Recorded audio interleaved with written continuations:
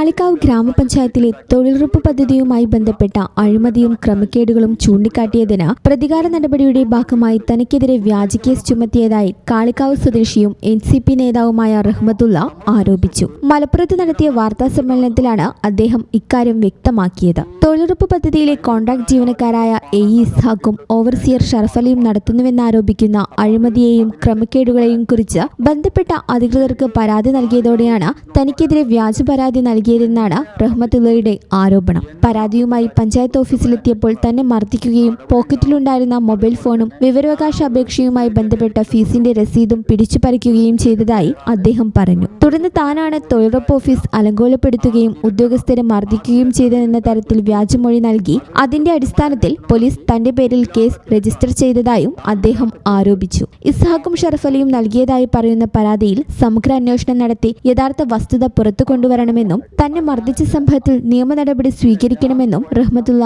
ആവശ്യപ്പെട്ടു. കൂടാതെ കാളികാവ് തൊഴിലുറപ്പ് ഓഫീസ് കേന്ദ്രീകരിച്ച് നടക്കുന്നതായി ആരോപിക്കുന്ന അഴിമതിയെക്കുറിച്ച് അന്വേഷിച്ച് നടപടി സ്വീകരിക്കണമെന്നും തനിക്കും കുടുംബത്തിനുമെതിരെ വ്യാജ പ്രചാരണം നടത്തുന്നവർക്കെതിരെ നിയമ നടപടി സ്വീകരിക്കണമെന്നും അദ്ദേഹം ആവശ്യപ്പെട്ടു. ഈ ചാനൽ ന്യൂസ് മലപ്പുറം. പഴയ സ്വർണ്ണമോർത്ത് ഇനി വിഷമിക്കേണ്ട. കവിത ഗോൾഡ് ആൻഡ് ഡയമണ്ട്സിൽ ഇതാ മൺസൂൺ ഗോൾഡ് എക്സ്ചേഞ്ച് ഫെസ്റ്റിവലും NRI ഫെസ്റ്റും. നിങ്ങളുടെ പഴയ സ്വർണം ഇപ്പോൾ 100% മൂല്യത്തോടെ ഒട്ടും നഷ്ടമില്ലാതെ മാറ്റിവാങ്ങാം. ഒരു പവന് 1000 രൂപ അധിക ലാഭവും. കൂടാതെ വെറും 5% നൽകി ഇപ്പോൾ അഡ്വാൻസ് ബുക്ക് ചെയ്യാം. ബുക്ക് ചെയ്ത ദിവസത്തെ വിലയോ വാങ്ങുന്ന ദിവസത്തെ വിലയോ ഏതാണോ കുറവ് ആ കുറഞ്ഞ വിലയിൽ പർച്ചേസ് ചെയ്യാം. ഫ്രീ ഇൻഷുറൻസും ലൈഫ് ടൈം മെയിന്റനൻസും ഇതോടൊപ്പം ലഭിക്കുന്നു. കവിത ഗോൾഡ് ആൻഡ് ഡയമണ്ട്സ്. പഴയത് മാറ്റി പുത്തൻ തിളക്കത്തോടെ മടങ്ങൂ.